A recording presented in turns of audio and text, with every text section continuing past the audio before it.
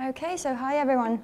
My name is Pinja Söyrilä and I was asked to tell you a little bit about my exercise and training routines. So I come from Finland, and as you can see I had a liver transplant 6 years ago in July 2010. And this week I'm competing in the European Games, so we're making that scene, like Kasper here just said. Hopefully we're making that scene and creating some awareness in Finland. I'm running the 400 and 800 meters, and then I'm taking part in the women's relay team. So just briefly about my background, I was always quite a healthy child growing up, so I never had any chronic liver illness growing up, and I enjoyed a lot of sports, mainly running and the Finnish baseball, pesäpallo. I was never all that goal-oriented, so I never competed, and I never thought I would one day compete in any sport. But maybe 10 years ago, in 2000, when I was about 20, I started running a little bit more and longer distances. And in 2008, I finished a half marathon. And the time wasn't all that great, but then I had a new dream. I really wanted to run a marathon. And that sadly never happened. In 2010, I got sick very suddenly. So I had an acute liver failure and also kidney failure, and spleen had to be removed as well.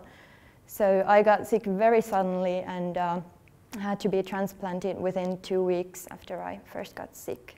So there was a sudden process there. However, I started to recover quite well. So the first year was quite difficult, of course.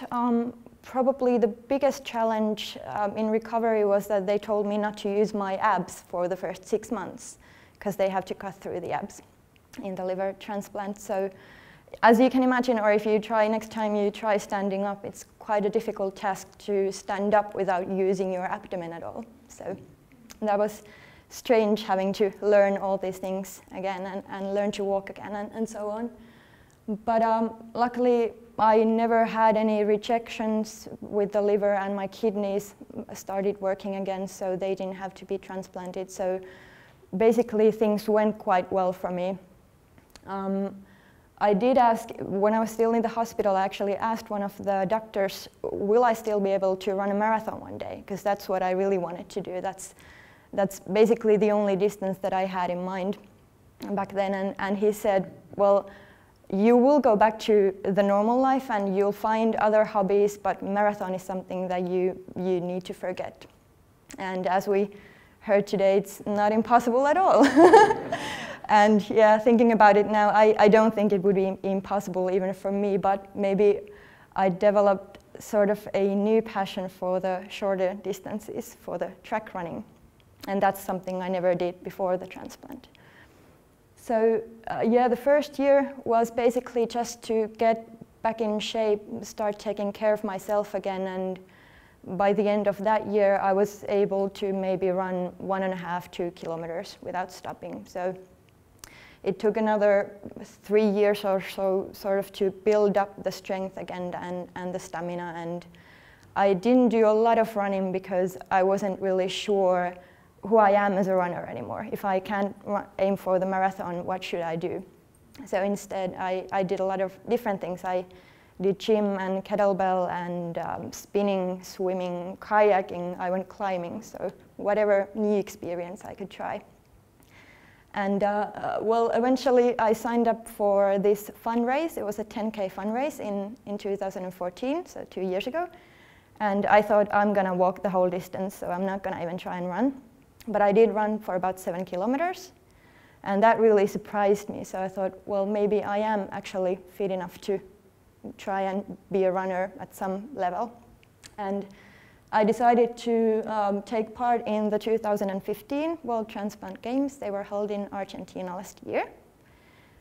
And I also, at that point, I knew I needed a coach because I had never run track before, and I didn't know anything about it, basically. So I wanted a coach that had the experience, had competed in the same distances that I wanted to compete in. I did find a great coach, and we have been working together for 1.5 years now.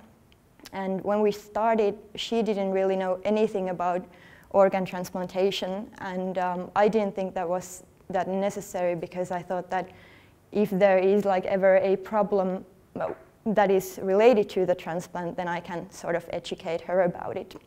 And she has learned quite a lot more about it in the 18 months.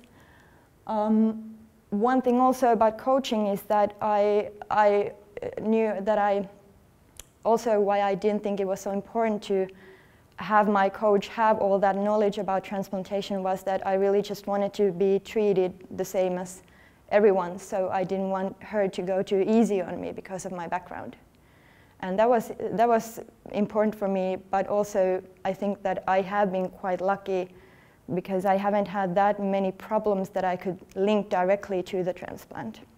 So of course I've had issues the past 2 years or so, but most of them are probably issues that any goal-oriented runner would have in the beginning. So very few of them I can actually link to the transplant, I think.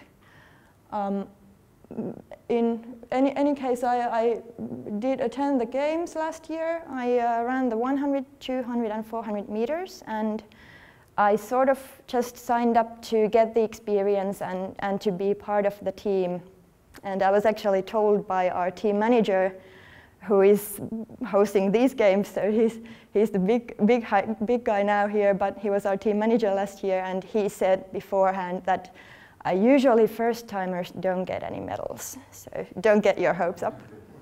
And I never did, so then the 3 medals of course came as a huge surprise for me. But that's what I wanted to keep doing, so I figured I am gonna keep doing this and hopefully keep improving and keep competing as well. And one decision I made last year was to drop the 100 and aim for the 800 meters instead. I'm probably a little bit better built for that, and also I think it's an interesting race. It's a lot more tactical than just a full-on sprint. So that's what I've been doing this year. And I put together some example weeks from my training schedule. First one is from January, and January was a great month for me because I was actually able to train twice a day. Usually that's not possible. So mostly I train once a day, and I have 1 to 2 rest days every week. January was a bit exceptional in that sense that I had to take it quite easy. So I had a lot of running with quite a low heart rate because I actually had a pulmonary embolism last October. So in January I was still on anticoagulation, and I had to be very careful with my heart rate back then. By probably February or March I felt like I was fully recovered from it, luckily. But basically most of my training in the winter is running, and then I usually have 1 mobility session, 1 strength session and 1 core session every week. And in the winter time it's always more the slow steady runs and less interval running, of course. And how we work with my coach is that she prepares the program for me, and then I report back to her, and she always creates the next 2 to 3 weeks based on how I've done the previous weeks. And then about once or twice a month we get together, and she oversees my training as well. Then a week from April, so as you can see, a bit less slow steady runs and a bit more intervals. And I also, below the schedule, I added some just example workouts that I've done this year and that I've really liked. And usually with the intervals, of course, each one of them should be faster than the previous one. And I personally, I really like the interval training because I think it keeps the workout interesting, and it keeps me focused on what I'm doing when the pace and the distance varies during the training session. So that's worked quite well for me. And what else? Well, Sunday, that's always, or the past 2 years, that's been my long run days, so that's usually somewhere between 75 to 90 minutes. But then in May and for the spring months, it's dropped from the program, so it's only for the winter months, the long run. And then from just a couple of weeks ago, during this summer I've done a few races, so I've raced the 400 and 800 meters a few times, just to sort of get that racing experience, and especially for the 800 meters, because that's something I'd never done before. I didn't do it last year at all, so I really just wanted to do it a couple of times before this weekend and maybe learn the tactics a little bit. But this week is not from a race week, so this is just a normal training week.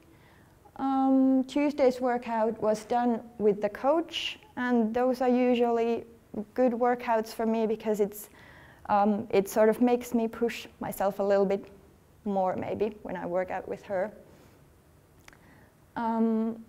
But yeah, that's about it. And then of course that's the beginning or the ending of June, and now we're in July, and this week is the competition week. So no more really tough workouts this past week or so. It's just been preparing for the games and everything.